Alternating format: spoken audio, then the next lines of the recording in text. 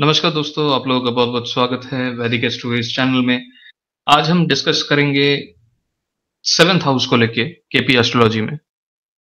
कुछ लोगों के मेरे पास कमेंट्स आए हैं कि जो वीडियो है वो सही नहीं है या जो भी है। लेकिन देखिए, जो एस्ट्रोलॉजी है वो काफ़ी वास्ट है। एक वीडियो में चीज़ों को कवर करना बहुत मुश्किल होता है। लेकिन आज मैं कुछ ऐसे टॉपिक में बात करूँगा, थोड़े अलग ढंग से, ठीक है? और ये काफ़ी आप लोगों को इंटरेस्टिंग लगेगा और मुझे लगता है कि ये वीडियो आप लोगों को काफ़ी अच्छा लगेगा, ठीक है? तो इसमें क्या होता है कि जब भी आप प्रेडिक्शन करने बैठते हैं या चेक करने बैठते हैं, उस टाइम पीरियड पे हम एक जगह आके फँस जाते हैं कई बार। क्या होता है कि जैसे कोई सवाल आता है हमारे मन में और उस सवाल के वक़्त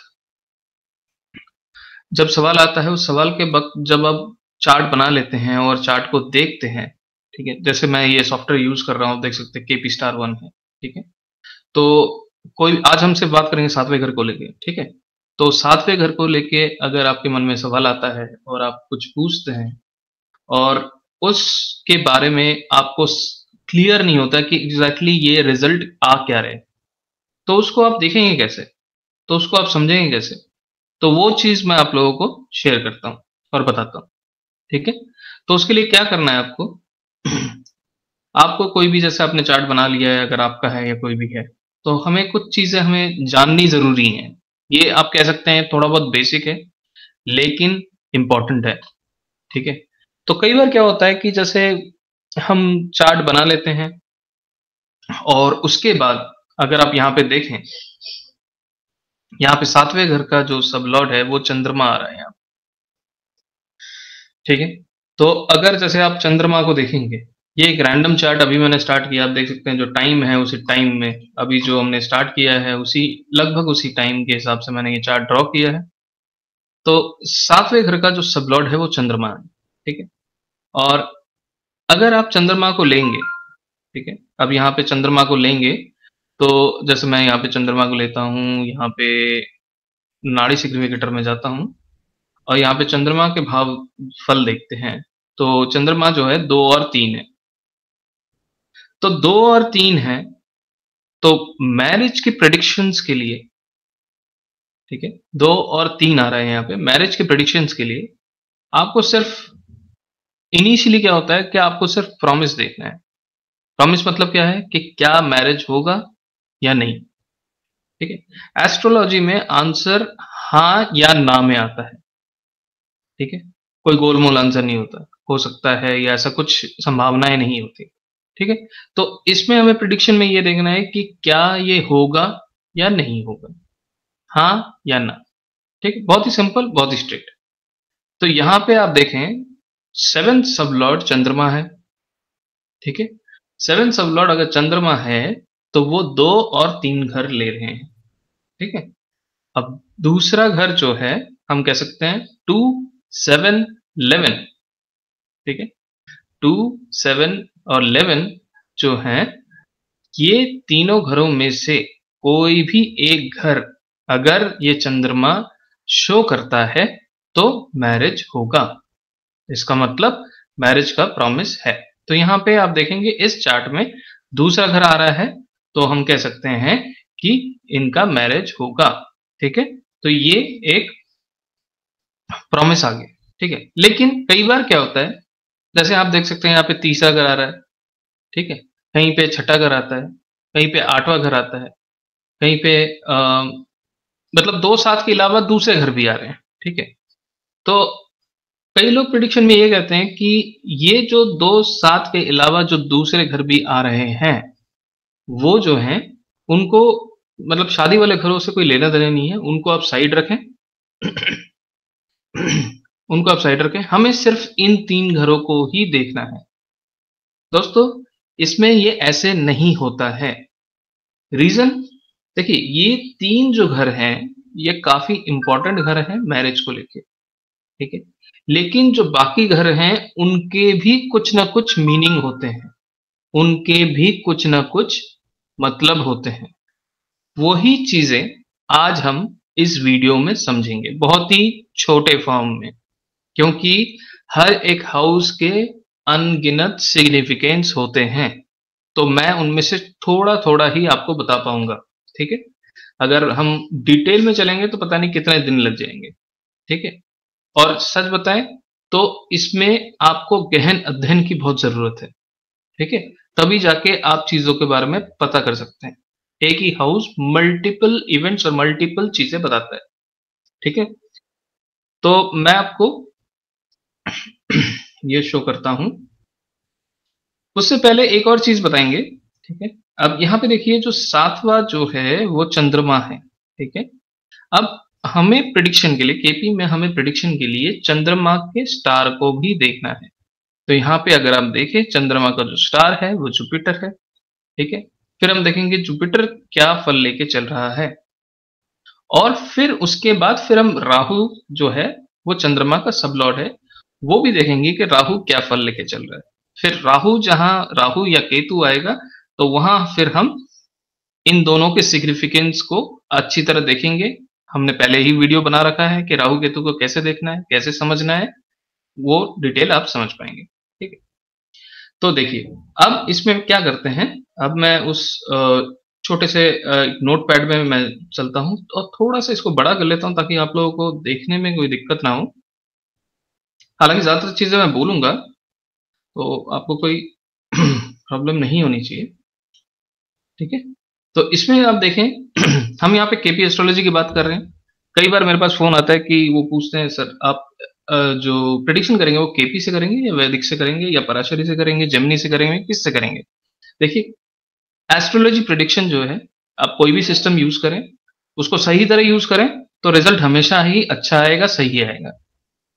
अगर आप एक लेकिन ये है कि केपी अगर हम कहें तो काफ़ी एक्यूरेट रिज़ल्ट्स देता है अगर आपको आप चीज़ों को सही तरह उसको यूज़ करेंगे तो, ठीक है? अब देखें कि कई बार क्वेश्चन ये आता है कि 7वें घर के रिलेटेड सवाल है और लोगों के दिमाग में ये आता है अरे सिर्फ़ जो प्रॉमिस के जो घर हैं, वो 2 हैं, 7 है और 11वाँ है। इसके अलावा जो भी घर आ रहा है आप उसको छोड़ दें या आप 6, 8 या 12 देखें, इन घरों को देखें और इसके अलावा बाकी घरों को छोड़ दें। जनरली लोग ऐसी चीज़ें फ़ॉलो करते हैं, लेकिन ऐसा नहीं होता है। हमें हर घर को देखना है, हर घर को समझना है, हर घर का कुछ ना कुछ महत्व है, ठीक है? जब ये 12 के 12 घर हमारी कुंडली में बने हैं, तो इसका मतलब इनका महत्व ज़रूर है, कुछ ना कुछ ये कह रहे हैं। वो हमें चीज़ों को समझना है कि वो क्या कह रहे हैं, ठीक है? तो ये हम कह सकते हैं ये जो 6, 8, 12 है, ये नेगेटिव हाउसेज़ हैं, ठीक है? हम मैरिज के लिए हम कह सकते हैं कि ये कुछ नेगेटिव रिलेटेड रिजल्ट्स हमें देंगे।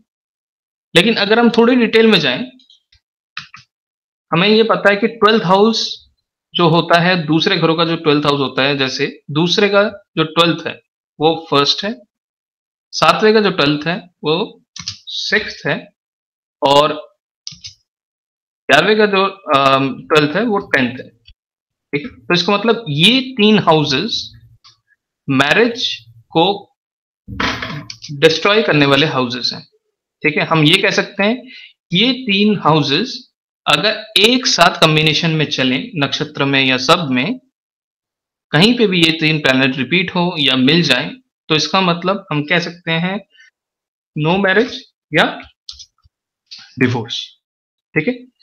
लेकिन हम उतने डिटेल में चीज़ों को नहीं लेंगे, अभी मैं सिर्फ़ आप लोगों को बताऊँगा कि हर हाउस क्या सिग्निफिकेशन देता है। आप लोगों को बहुत-बहुत धन्यवाद, आप लोगों ने मैंने कोई नोटिस नहीं दिया, फिर भी आप लोगों ने जॉइन किया। बहुत-बहुत धन्यवाद इस लाइव सेशन में। तो चलिए आगे बढ़ते हैं इस वीडियो में। तो इसमें हम देखेंगे कि हाउसेस का महत्व क्या है? अगर देखिए पहला घर जो आता है, अगर मैरिज के रिलेटेड आपके फर्स्ट हाउस आ रहा है, देखिए फर्स्ट हाउस जो है एक नेगेट वाला हाउस है, ठीक है? ये हमें समझना ज़रूरी है। लेकिन ये हर बार नेगेट वाला नहीं होता है। ये अगर नेगेटिव हाउसेस के साथ जुड़ जाए, तो ये नेगेटिव हाउस हम कह सकते हैं, ठीक है? लेकिन अगर फर्स्ट हाउस सिंगल आ रहा है, अगर वो 5वें घर के साथ आ रहा है, 7वें घर के साथ आ रहा है, तो हम कह सकते हैं कि वो एक लव मैरिज है। लव मैरिज में फर्स्ट हाउस आएगा। क्योंकि हम वहां पे दूसरे को उतना महत्व हर बार नहीं देते। कई केसेस में आप देखते हैं कि जो लव मैरिज होता है वहां पे फैमिली का जो सपोर्ट है वो कई केसेस में नहीं होता है। तो इसलिए जो लव मैरिज के केस में फर्स्ट हाउस भी आता है, ठीक है? ये आपको ध्यान रखना है। जहाँ 7वें घर के कारण पहला घर भी आ रहा है और उसके नेगेट हाउसेस नहीं आ रहे हैं और 7वां या दूसरा या कोई भी दूसरा जैसे 11वां, 5वां या कुछ भी मिल जाता है, तो हम कह सकते हैं कि ये इस पीरियड में यहाँ पे इनका लव मैरिज हो सकता है, ठीक है? तो लव मैरिज के केस में फर्स्ट हाउस आता है। फर्स्ट हाउस मतलब आप खुद हैं, लगन है, ठीक है? दूसरा घर जो होता है वो हमें सबको पता है कि वो फैमिली का होता है, धन का होता है, ठीक है? तो इससे हम इन चीज़ों को देख सकते हैं कि मैरिज के रिलेटेड वो कैसे बात होती है। और इसमें अब एक चीज़ और देखेंगे चलो इसको मैं थर्ड स्टेप में बताता हूँ, तीसरे घर को लेके। अब तीसरा घर जो है, देखिए तीसरा घर जो है, तीसरा घर कन्वर्सेशन का होता है। चलो मैं चार्ट पे ले चलता हूँ, उससे आपको ज़्यादा आसानी से समझ आएगा। इसमें मैं व्यू स्टार्ट करता हूँ। देखिए, ये आप खुद हैं, ठीक है? 1, 2, 3 तीसरा घर ये है, ठीक है? अब तीसरा घर जो है, ये आप देख सकते हैं, ये आपकी बातचीत है, ठीक है? तीसरा घर जो है, ये आपकी बातचीत है। उसके बाद अगर हम आपके सामने वाली पार्टी जो है, वो 7वां घर है। ये जो है, ये 7वां घर है। 7वें घर की बातचीत है 1, 2, 3 मतलब 9वां घर जो है, वो सामने वाले की बातचीत है। पहले से तीसरा जो है वो आपकी बातचीत है। मतलब 3 और 9 मिलकर दोनों ऑपोजिट पार्टी की बातचीत होती है और ये दोनों जब मिल जाते हैं तब हम कह सकते हैं कि भाई ये सगाई हो गई, ठीक है? अगर कई लोग ये कहते हैं कि अगर हम प्रॉमिस देख रहे हैं तो हम तीसरे घर को भी हम प्रॉमिस में देखें। जैसे बिना तिलक के तो भाई मैरिज होती ही नहीं है। लेकिन हम ये कह सकते हैं कि वो भी हम देख सकते हैं। लेकिन इसमें हमें ये ध्यान रखना है कि कई केसेस में मैरिज चटपट हो जाती है। तो हम हर चीज़ को लेके नहीं चल सकते कि उस टाइम पे उनकी क्या पता सगाई ना हुई हो, डायरेक्ट मैरिज हो गई या मैरिज के दिन ही सगाई होके मैरिज हो जाए। हर तरह की चीज़ें पॉसिबिलिटी होती है और आपको ध्यान रखना है कोई भी चीज़, कोई भी घटना अगर जल्दबाज़ी में हो रही है, अचानक हो रही है, तो इसका मतलब वहाँ पे राहु और केतु ज़रूर कहीं न कहीं मिले हुए हैं। यहाँ पे अगर आप देखें इस चार्ट में, यहाँ पे भी मैरिज अचानक और चटपट ही होगी। क्यों? क्योंकि राहु जो है चंद्रमा के साथ कंजंक्ट कर रहा है, ठीक है? कंजंक्शन है, युति है और प्लस चंद्रमा का जो सबलॉर्ड है वो खुद राहु है, ठीक है? तो ये चीज़ आप देख के समझ सकते हैं। चलिए आगे बढ़ते हैं। तो तीसरा घर जो है वो कन्वर्सेशन का हो गया, बातचीत का हो गया, ठीक है? और कई बार आप देखते हैं कि आपने बोल दिया तीसरा घर आ गया जी, बातचीत चल रही है, ये तो मैरिज हो जाएगा। लेकिन आपको ये भी ध्यान रखना ज़रूरी है, तीसरे घर में कई बार तीसरे घर के कारण ही ज़्यादा बातचीत में ही कई बार आपस में झगड़े हो जाते हैं और जिससे मैरिज टूट जाते हैं, ठीक है? अगर मैं कुछ इसमें चीज़ ऐड ऑन कर देता हूँ, अगर पैसे को लेके झगड़ा हो रहा है तो कहीं न कहीं जुपिटर आएगा, जुपिटर जो है पैसे का कारक है। अगर झगड़ा हो रहा है तो मंगल को देखें, मंगल कौन से घर में बैठा है?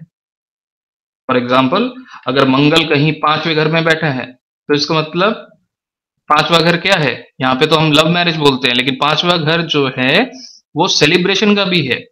तो इसका मतलब जब हम फंक्शन कर रहे हैं या सेलिब्रेशन कर रहे हैं, उस टाइम पीरियड पे कुछ ना कुछ बातचीत में या कहीं पे भी प्रॉब्लम हो जाए और उस वजह से झगड़ा हो गया। ये भी हम देख सकते हैं, ठीक है? तो आगे चलते हैं। चौथा घर भी काफ़ी इम्पोर्टेंट होता है। चौथा घर जो होता है, वो सुख का होता है, ठीक है? चौथा घर जो होता है, वो आप कह सकते हैं पूरी दुनिया जहान का जो सुख है, वो चौथा घर है, ठीक है? तो चौथे घर में देखिए इसमें डिटेल में हम चीज़ें जा सकते हैं। चौथे घर से हम घर देख सकते हैं, चौथे घर से हम गाड़ी देख सकते हैं, ठीक है? तो कई सारी चीज़ें जो हैं हम देख सकते हैं हर एक घर से, ठीक है? पांचवें घर को देखें, जैसे मैंने बताया पांचवा घर जो है वो सेलिब्रेशन का है ना। पांचवा घर जो है लव मैरिज का है, लेकिन लव मैरिज हम ऐसे सीधा नहीं कह सकते कि लव तो है लेकिन क्या वो मैरिज भी है। तो उसमें मैंने वो वीडियो में ये बताया है, सातवें घर के कारण अगर पांचवा आए, पांचवें के कारण सातवां नहीं, सातवें घर के कारण अगर पांचवा आए और वो स्थिर राशि हो तो लव मैरिज होता है। और ये जो सिस्टम मैं बता रहा हूं, ये जो मेथड मैं बता रहा हूं, मेरे गुरुजी यही कहते हैं कि ये जो सिस्टम है आप खुद चेक करें, ठीक है। ये 100% काम नहीं करते, ये 1000% काम करते हैं। आप खुद चेक करें और चेक करके मेरे को बताएं, ठीक है। अगर हम छठे घर को लें, यहाँ पे छठा घर क्या कहेगा, हम देख सकते हैं कि छठा घर जो है वो विचार भेद का है, ठीक है। सातवां घर जो है वो मैरिज का है। आठवां घर काफी इंटरेस्टिंग होता है। आठवां घर अगर अच्छे घरों से मिल जाए तो वो आपको अनएक्सपेक्टेड गेन भी दे सकते हैं। आठवां घर जो है वो आपके इन लॉज के भी हैं, आपका ससुराल पक्ष का भी है। आठवें घर से आपको दहेज भी मिल सकता है। आठवें घर फिर प्रॉब्लमेटिक भी हो सकता है। आठवां अगर छठे से जुड़ जाए, आठवां अगर 12वें से जुड़ जाए, 12वां लॉस है, छठा विचार भेद है, कोर्ट है, तो इन सब चीजों में आठवां बड़ा ही स्ट्रॉन्ग नेगेटिव रिजल्ट दे सकता है अगर वो कॉम्बिनेशन 6, 8, 12 के बन जाए, ठीक है। जैसे कि नौवां घर मैंने आपको बताया, वो सामने वाली पार्टी की बातचीत है, तो वो 9 और 3 जब मिल जाएं तो आप कह सकते हैं कि भाई सगाई हो गई। 10वां घर क्या है यहाँ पे, देखिए 10वां घर जो है वो आप कह सकते हैं कि एक स्टैंप है, एक अथॉरिटी का स्टैंप है।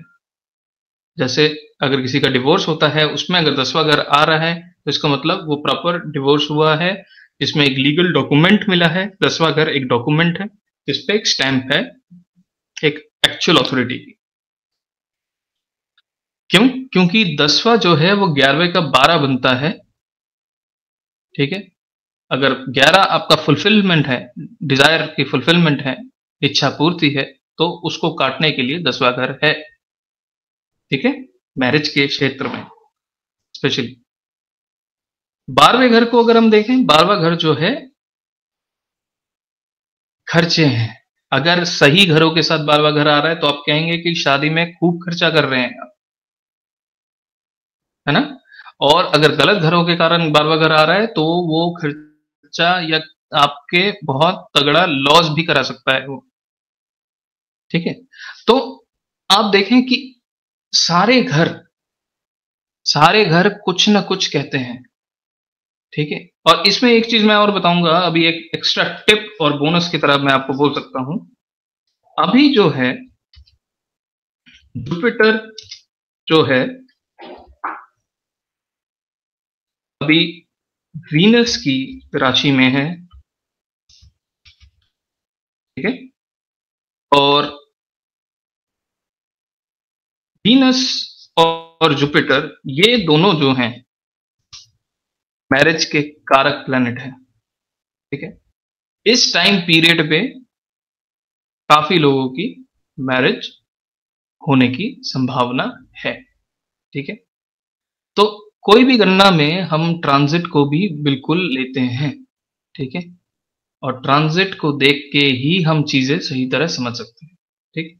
तो इस वीडियो में मैंने आप लोगों को क्या बताया कि हर घर कुछ ना कुछ सिग्निफाई करता है। हर घर के सिग्निफिकेशंस अलग अलग होते हैं। एक ये देख रहे हैं कि हम क्या देख रहे हैं उन घर से। फॉर एग्जाम्पल इस वाले वीडियो में हमने देखा कि सातवें घर के कारण अगर ये अलग अलग घर आते हैं तो उनका क्या मतलब है।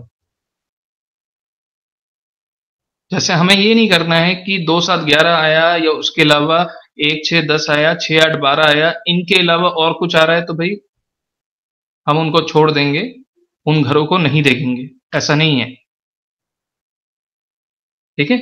हर घर कुछ ना कुछ कहता है। वो जो चार्ट बनेगा उस टाइम पीरियड पे आप उन चीजों को देखें और तभी आप उन चीजों को सही तरह समझ पाएंगे, ठीक है। तो आशा करता हूँ आप लोगों को ये वीडियो अच्छा लगा। अगर अच्छा लगा तो शेयर करें, सब्सक्राइब ज़रूर करें। जो सवाल हो वो कमेंट्स के सेक्शन में पूछें, और अगर किसी को कंसल्टेशन लेनी है तो नंबर्स डिस्क्रिप्शन में हैं, वो कंसल्टेशन ले सकते हैं। लेकिन अभी थोड़ा मैं थोड़ा बिज़ी चल रहा हूँ क्योंकि काफ़ी सारे बुकिंग्स आए हुए हैं, तो इसलिए आप मेरे को व्हाट्सएप पे मैसेज ज़रूर कर लें, ठीक है? मैसेज कर लें बुकिंग करने से पहले, ताकि मैं आपको सही वक़्त दे पाऊँ, उसी वक़्त में फिर आगे बातचीत हो पाएगी। तो अगर कोई सवाल हो ज़रूर कमेंट्स में दें, तो मैं आप लोगों को उसका जवाब ज़रूर दूँगा। तो दोस्तों, वैदिक एस्ट्रो की तरफ से आज्ञा लेता हूँ, फिर मिलेंगे नई वीडियो के साथ। बहुत-बहुत धन्यवाद इस वीडियो को देखने के लिए।